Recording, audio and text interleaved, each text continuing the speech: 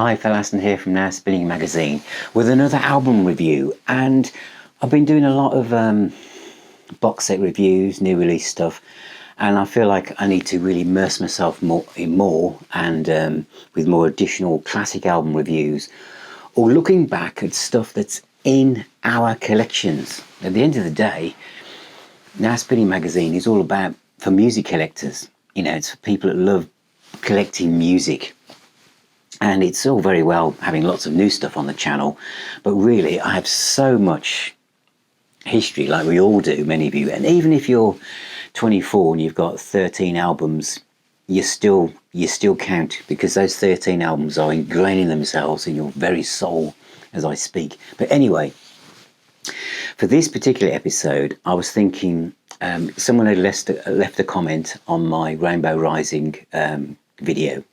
And Rainbow Rising is a album I've covered twice actually on the channel, and many of you know that I'm a massive Ritchie Blackmore and Deep Purple and every single offshoot from that band fan. And I thought for this video I'm going to pick an album that is so far removed from Rainbow Rising in my eyes, in that it's probably one of my least favourite albums from Ritchie Blackmore on. But is it? Because what I wanted to do was, I thought, well, I'm going to play this record. I just picked it out at random, and it was a Rainbow, difficult to cure. I thought, I'm going to play this, I'm going to reevaluate it on how I feel now when I hear it after all these years, because it's not an album I played very often. And what I want to do in this series is pick records or CDs or whatever that I haven't played for a while and just revisit them and reassess them. And I'm not going to go into too many technical details on chart placings and stuff like that. I'll mention one or two if I know them, but all that kind of stuff you can find on Wikipedia. This is going to be, as I know a lot of people like this, it's just my personal memories and based on what I feel now. So it's an opinion. So you can say in the comments if you agree or disagree with me, and both of us will be right.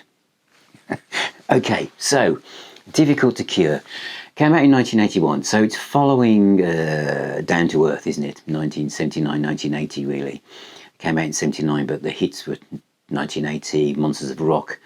The new wave of British heavy metal was in full force. We were seeing, you know, Judas Priest, Iron Maiden, you know, metal was in the charts. You know, we got American bands coming in, Sammy Hagar was in the charts, Def Leppard were arriving, and Rainbow were at the top of the metal mountain as it was then.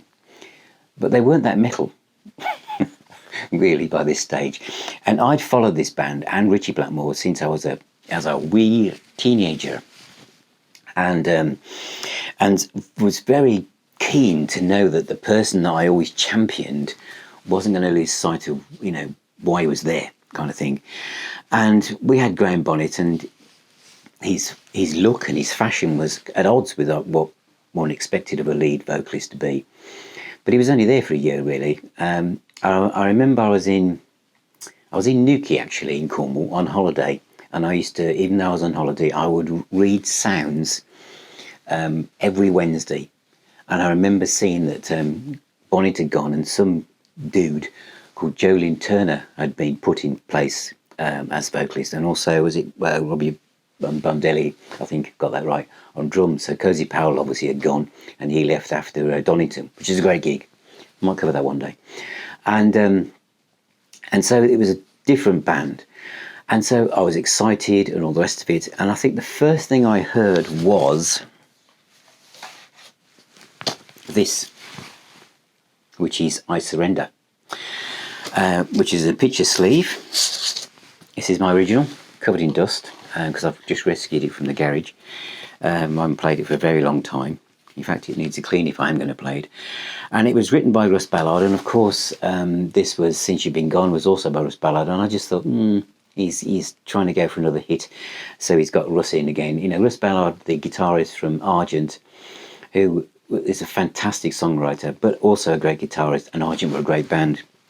I must try and stay focused on these videos before I start talking about what albums by Argent you should buy. Another video. The B-side was an instrumental song called Maybe Next Time, this was the second B-side that had been an instrumental. Wise Haim was Off All Night Long was a B-side, which is a beautiful, beautiful song. And this was good. Although at the time, because of how I saw Ritchie Blackmore, I thought, well, the first side is kind of very pop orientated and all the rest of it, so the B-side should be an all-out rocker. Of course it wasn't.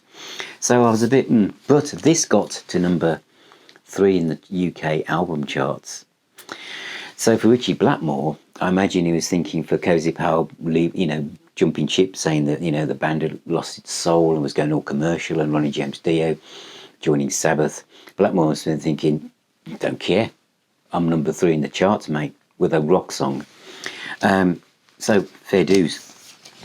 So I couldn't wait to get hold of the album. I remember reading the first review, which was also in Sounds, because in those days you tended to find the reviews before you actually heard anything yourself. Again, remember, there's no internet, there's no YouTube. The only way you can hear these things if you buy it or a friend buys it. And in my case, it was always me that bought it first, because no one wanted to take a risk on a lot of things. And this was the case with Rainbow's Difficult to Cure album. So I remember I bought the single. The cover was, there's no picture of the band on it. I was expected to see a picture of the new lineup. Wasn't there. So this was the album cover. Striking, but not, and it's called Difficult to Cure, so fair enough, doctors. This is Hipgnosis again, isn't it? And on the back, them all looking down at, I presume, me, being the musical patient. But I bought it. I like a lot of kids back then. As you go home on the bus, you're looking at the song titles, trying to work out what they might be like. I Surrender, Spotlight Kid, No Release, Magic. I wonder if that's a rock song. Maybe Next Time. Well, I've got that on the single. A bit disappointed that it wasn't a single-only B-side. That means I've doubled up. Can't Happen Here, Freedom Fighter. That sounds like a rock song. Midtown Tunnel Vision. Don't know. Difficult to Cure. Beethoven's Ninth, traditional arranged by Blackmore. Well, John Law does it. They're from Purple. Maybe it's a bit like a Burn type classical fusion type thing. Produced by Roger Glover. That's okay. He's from the Purple background and he's a good producer. Don Airey, Bob Rondinelli on drums, Lynn Turner lead and backup vocals. So that was it. So I was still on the bus when I managed to take the inner sleeve out, which had the lyrics on. All remember that typeface, don't we? That was on everything in those days. And it said who wrote the songs. And the back was just some surgical instruments. Okay. Now, one of the things that I used to be like back then was, I think we all are. Now, for those of you who are watching this who are younger, you're used to now seeing stories of rock bands who are now in their mid-70s to late 70s still rocking and rolling. Great for them.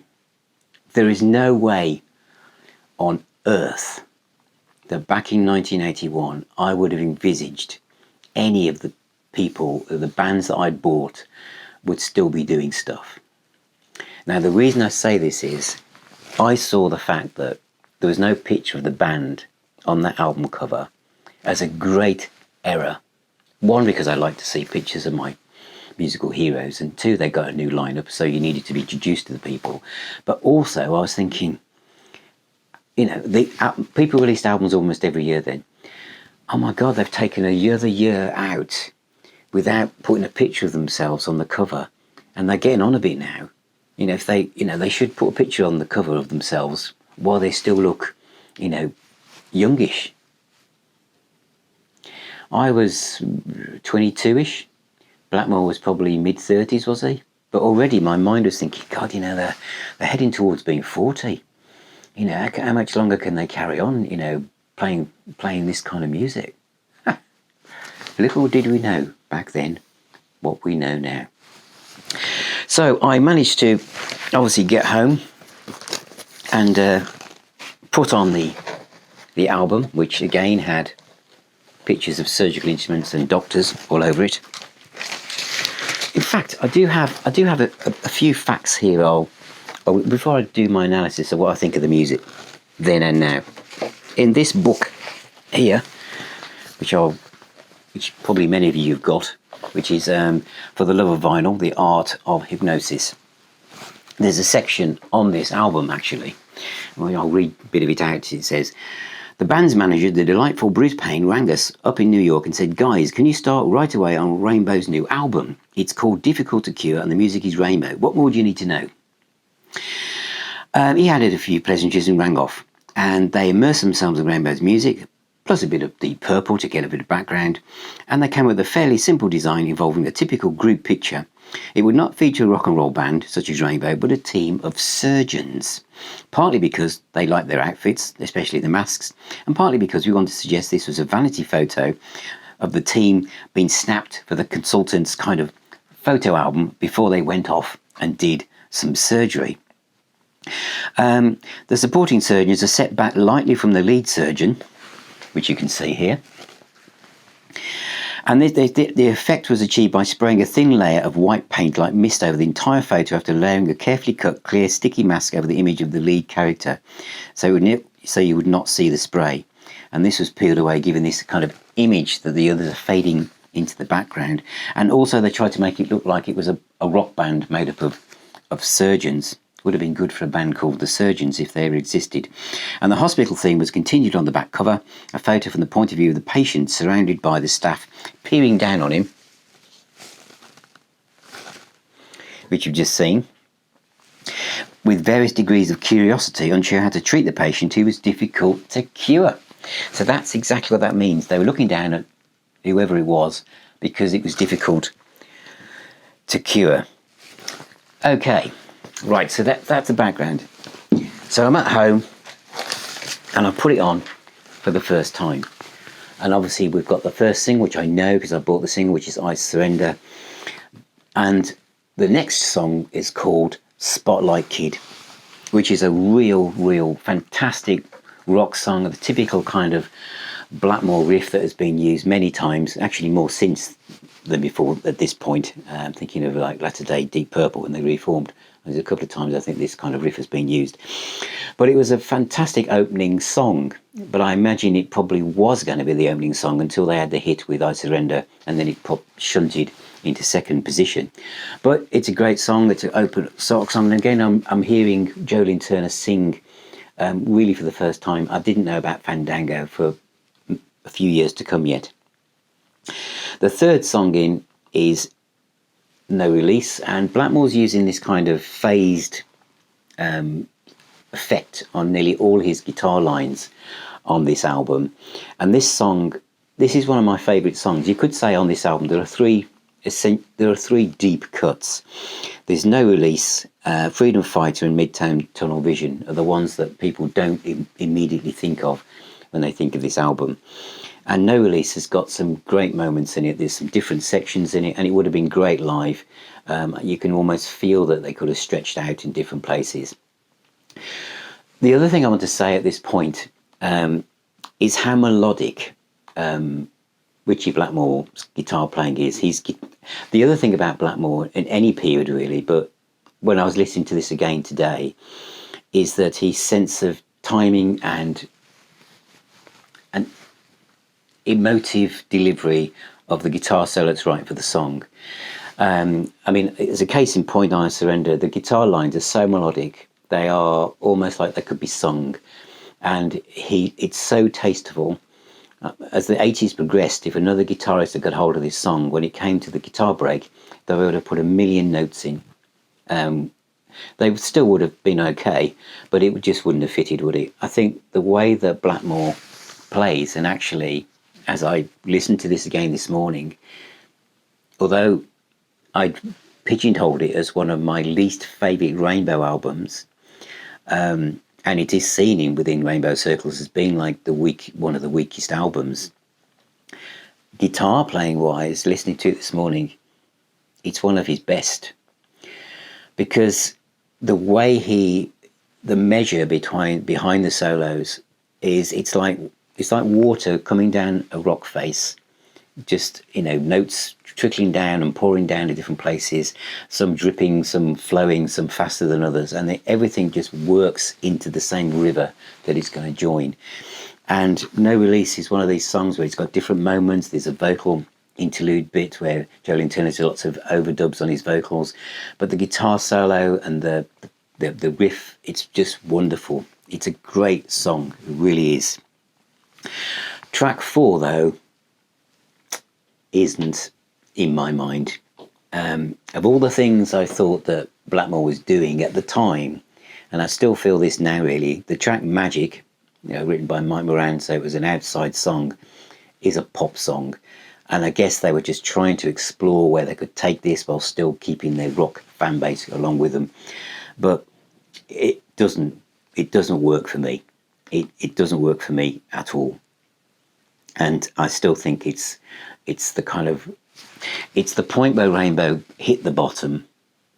And after this album, where we came afterwards, we started climbing back up at the other side of this.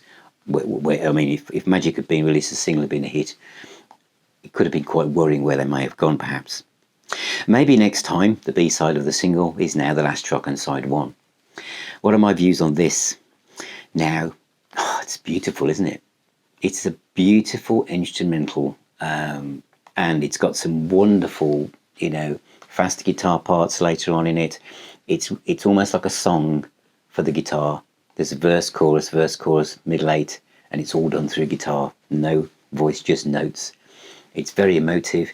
And as I say, the one that was done, the sessions for Down to Earth, Wes Haim, is it? And I'm sorry if I'm mispronouncing that, but that's an immaculate instrumental, and as is this. And do you know what? I always thought that one day Ritchie Blackmore will do a solo album, and it will be an album full of instrumentals like this. There was one also around the time of Perfect Strangers, wasn't there? It's on the B-side of the 12-inch single, which at the moment I can't remember what it's called. But this kind of laid back, The Snowman was another one off Bent to Shape, wasn't it? Bent Out of Shape. Son of a Lyric, that's it, Son of a Lyric. But he's done these kind of laid back instrumental pieces, and I just always felt that at some point he's going to do a solo album of this material, and it will just be probably the highlight of his career. But he never did. So Candice, if you're watching this video, and hi Richie, I'm sure that would fit in with Blackmore's Night, and you could do so. I think this was the time to do an album of those kind of instrumentals, like Maybe Next Time, and you know, the other things you've done along with that kind of feel. I think because one of the things that is so apparent, that even when Ritchie Blackmore on this album, any album really, he's playing, doesn't matter if he's playing 2 notes or 200 notes, you know it's him. The tone, the subtle use of the way the tremolo, the tremolo arm, or the way he bends the notes, you know it's Ritchie Blackmore. But that is a fantastic instrumental. So, you know, listening back to side 1, after all this time, apart from Magic, I was pleasantly surprised. Over on to side 2, the opening track is Can't Happen Here, which is a riff that's a very close cousin to Man on a Silver Mountain, just played faster. Man on a Silver Mountain, when it was played live, was played at a much faster pace than the original anyway, and this is very, very close to it. For those guitarists out there, you'll know that if you ever played this riff, it's almost the same. And it's a song that was way ahead of its time, talking about the threat of war, environmental disaster. As you can see, we've come a long way since 1981. But this came out, and it was a remixed for the single. Now, why would they remix it? I think because Graham Bonnet was involved in the initial recordings, and then when that wasn't working out, and Lynn Turner came in, Lynn Turner's sense of melody and being able to pluck things out of the air and put basically write new lyrics and new melodies, was a complete eye-opener to Blackmore and the rest of the band. And I think it took the songs in a different direction. And I think that a lot of the backings had been recorded already, and they were being recorded with the idea that someone with a bombastic but beautiful, strong, powerful rock voice like bonnet was sitting on top of it all. Lynn Turner's voice is more melodic, more AOR, more soulful in a way, and it's got a purer tone. And I think they had to change the way the backing sounded. They couldn't go and re-record everything again. You know, the clock was ticking, money was being spent. And so there's a feel for me that in the production of this album, it becomes more keyboard to the front. The guitar is there for the solos and stuff, but in the way that the rhythm guitar is there, it's kind of pulled back. So it has a kind of lighter sound to it than you would expect maybe from a hard rock album. And I know that Roger Glover was never happy or had deep concerns about what he'd done when the album came out, and I think he'd gone to Bruce Payne and said, I need to remix it, and they said, you can't afford to do it, it's coming out. So whether when they said this is going to be a single, kind of happened here, picture of the band, that he was given the opportunity, because this is a beefier production of this fantastic song. And this was the first time I'd seen them. This is the lineup of the band. You might think, wow, first time you've seen it. Yeah, but you couldn't see it unless you saw the pictures. And again, the album's coming out. There's no live stuff. There's no live pictures. My only outlet to seeing pictures of Ritchie Blackmore and Rainbow is in Sounds or Melody Maker.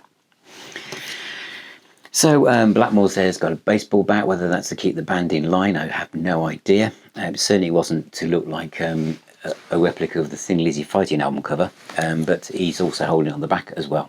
Now, the other thing about this single is the B-side, which is called Jealous Lover. Now this is superb. A great riff, a great echo on the snare drum, a brilliant vocal. And when this went out in America, the B-side got played more than the A-side, and this song, Jealous Lover, would have been a much better track than Magic. And it's still to this day is one of my favourite songs. It showed me where Ritchie's vision of where he could go with this kind of melodic AOR styled rock music would go, and still keep all the elements of what I loved about his guitar and Rainbow and following his career up to that point. So that was the opening track on side 2, which is a great song, great vocals, great performance. Next is Freedom Fighter, which wasn't the full-out heavy metal song I thought it was going to be, but it has a good riff, and again, as I said, it's seen as, to me, as these 3 deep cuts on this album, and they're all rescued. They're all kind of not, I say rescued, they're not, I don't think they were explored as far as they could have gone. Maybe it was time restrictions or Lynn Turner being, racing against the clock to get everything finished, but guitar-wise, there's some great stuff on this track and Midtown Tunnel Vision. There's some Blackmore takes on the one solo, takes it really low down at the low register of the guitar, where he doesn't normally go. He's usually way up high, and it's really interesting. It's a really interesting guitar. I think that guitar playing, and I think that whatever was going on, Blackmore was engaged in this album and really trying different things out. It's a great track. And Midtown Tunnel Vision, which, do you know what? When I played it this morning, it reminded me of something that Robin Trow might do. It sounded like an extension of Bridge of Sighs. It could have come from there. Again, this kind of phased, distorted guitar sound that I think was only really used on this album, really.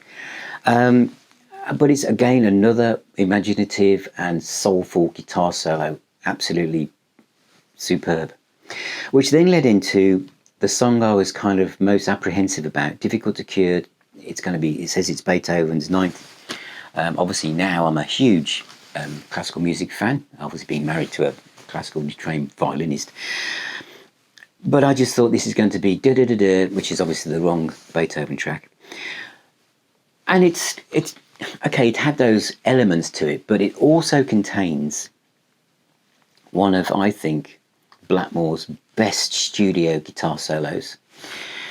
And the fact that we've got this kind of Beethoven's 9th, and then it kind of breaks down and leaves this area for him just to do this full on, you know, I'm going to pour all the guitar notes out all at once, but because it's Ritchie Blackmore, they'll all land on the right place. Everything's going to be cool.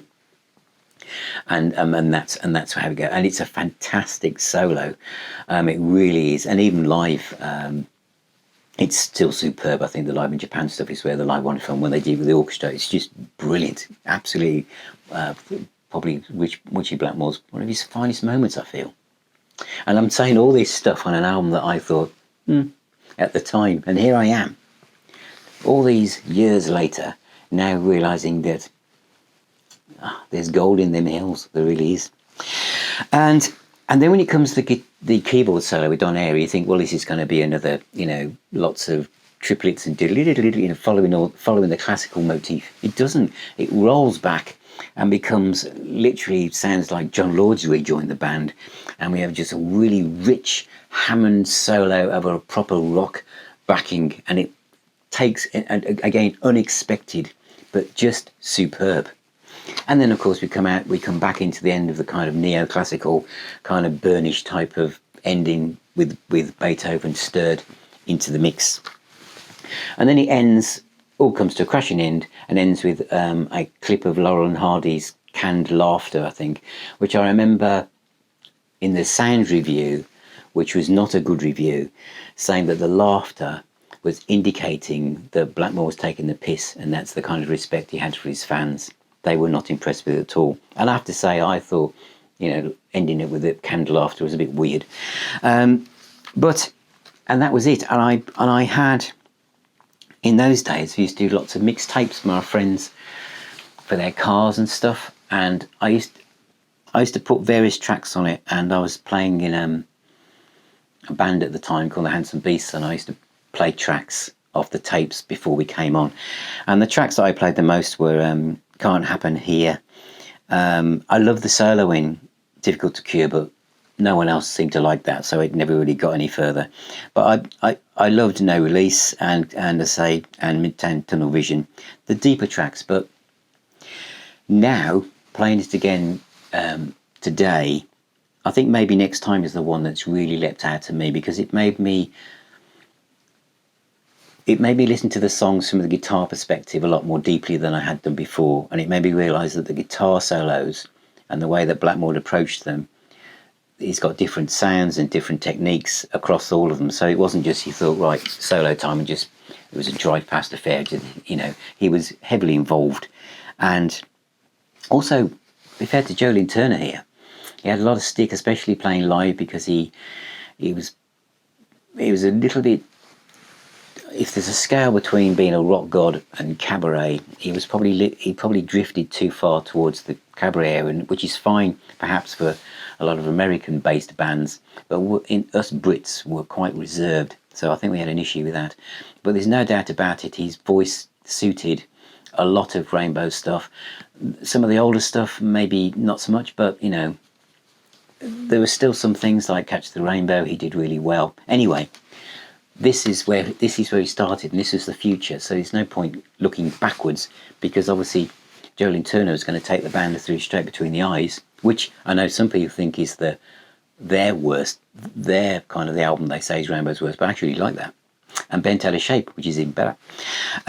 So that is Difficult to Cure by Rainbow. Looking back on it now. So this is a little exercise in finding those records that you've kept, but maybe you haven't played for a long time, and then re-looking at them, revisiting stuff you already have and seeing what you think. So if you are a Rainbow fan and you haven't played this for a while, or a rock fan, give it a go. Listen to it, and like me, tell me what you think. Do you think that maybe Next Time it could have been an outlet for Ritchie Blackmore's solo album? It could have gone in that style. And what do you think of the album? What do you think of, you know, how do you look at it now as you look back on this time? So that is Difficult to Cure from 1981. Thank you for watching, thank you for being here, thank you for all your support, thank you for becoming patrons, those who recently come across. It's great to have you here. Remember, music is the healer and the doctor. So stay safe, keep spinning those records, and I shall see you on my next video.